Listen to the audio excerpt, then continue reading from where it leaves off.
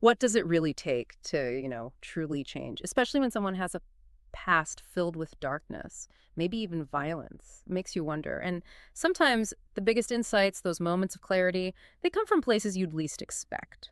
That's kind of what we're exploring today. Exactly. For this deep dive, we're looking at the pretty incredible transformation of Ratnakar. He was this notorious dacoit, feared everywhere.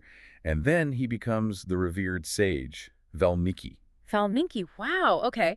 And our source here is an ancient narrative, right? Offering this timeless wisdom about finding yourself, about freedom. That's right. It's a classic story packed with insights on self-discovery, what true freedom actually means. It's fascinating stuff. So let's paint a picture for you listening. Ratnakar, a bandit, a dacoit.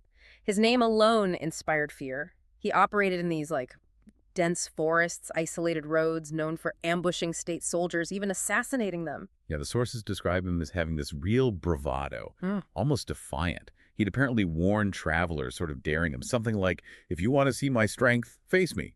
Wow, bold. But there's also this code you mentioned. Yes, and this is interesting. He had this strict rule. Yeah. He wouldn't harm women.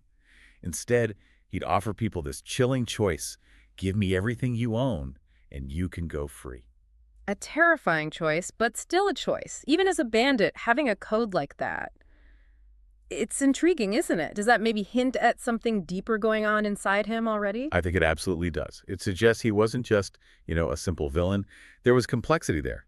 And that complexity becomes really important for the main event of the story. Which is this unexpected encounter. Exactly. The arrival of Deva Rishi Narada, a sage known for his wisdom. And he just walks, completely alone, calm as anything, straight into Ratnakar's territory, this dangerous forest. That must have been quite a sight. Ratnakar's own men were apparently terrified, hiding in the trees. Right. But Narada just keeps walking, unperturbed.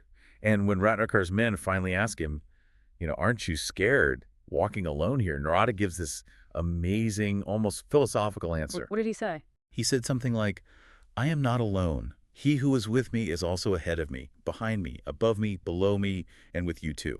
Whoa, that's not the answer they were expecting, I bet. How did that change things? Well, it completely reframes the situation, doesn't it? It shifts focus from the physical danger to something much deeper, more universal. It kind of disarms them mentally. And it really sets the stage for when Ratnakar himself steps out. Right, Ratnakar comes forward, probably expecting this holy man, this Brahmin, to be terrified. He announces himself, I am Ratnakar, aren't you afraid? He's banking on his reputation. Yeah. But Narada, completely calm, he just turns the tables. He says, I am Narada, your guest, and I am fearless. But, he asked Ratnakar, are you truly fearless? The counter-challenge. Exactly. He asked, do you not fear life, death, success, failure, blame, or disgrace? And then the real zinger. If you're so fearless, why are you hiding out here in the forest? Oh, that cuts deep. It questions his whole identity, his supposed strength. It really does.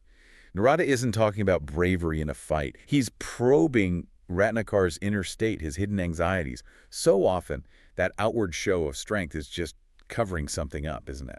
And this is where it gets really interesting for me. Ratnakar, despite all the bluster, he admits it. He admits he does fear something. Yes. He fears sin. Sin, that's a huge admission for someone like him, a crack in the facade. It's absolutely central. It shows that underneath it all, he still had some sense of right and wrong. Of course, he immediately tries to justify himself. How so? He claims he only killed wicked and cruel soldiers, people who mistreated others, especially women after battles. He basically argues it wasn't sin, it was retaliation.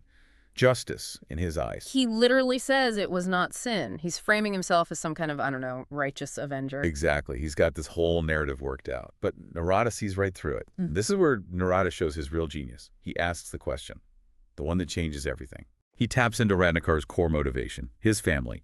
Narada challenges him, go ask your family. Yeah. Ask your wife, your son, your father, your relatives. Are they partners in your sins or just in your happiness and sorrow? Oh, wow. That's brilliant. Because Ratnakar likely believed he was doing all this for them. Precisely.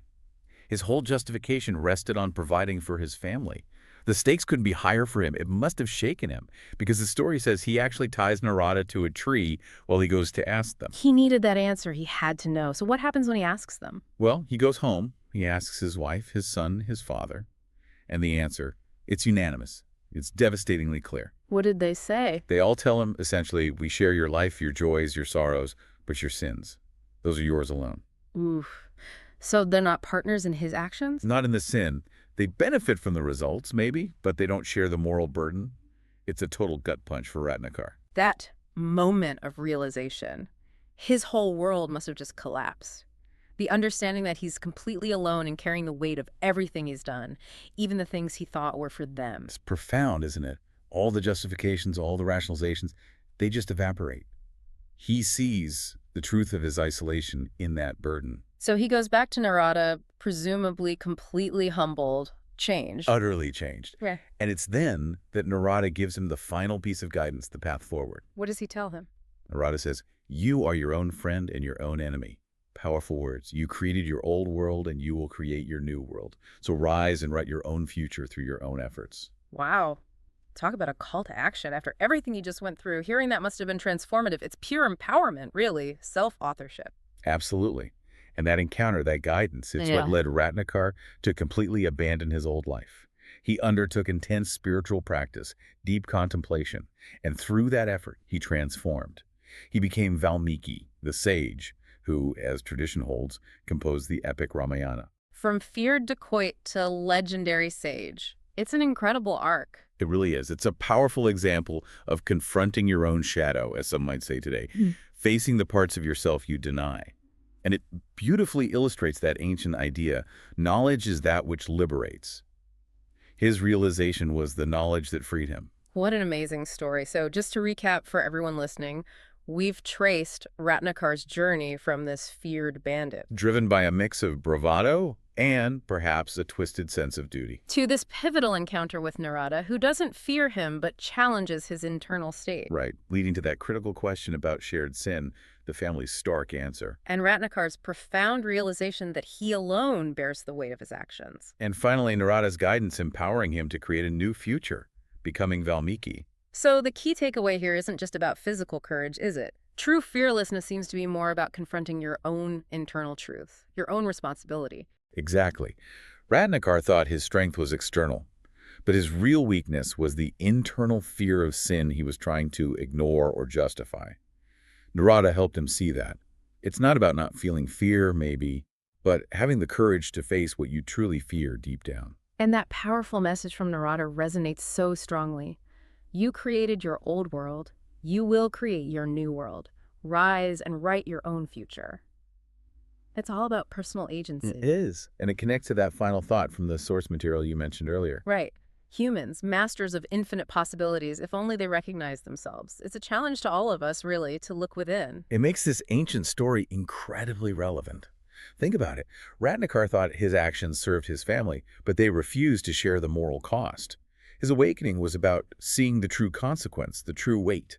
It leads to a really provocative thought for you listening right now. Think about it. What burdens, what maybe sins or responsibilities might you be carrying? Perhaps thinking you're doing it for others. Only to find, if you really looked, that you're carrying that weight alone. And then, the hopeful part.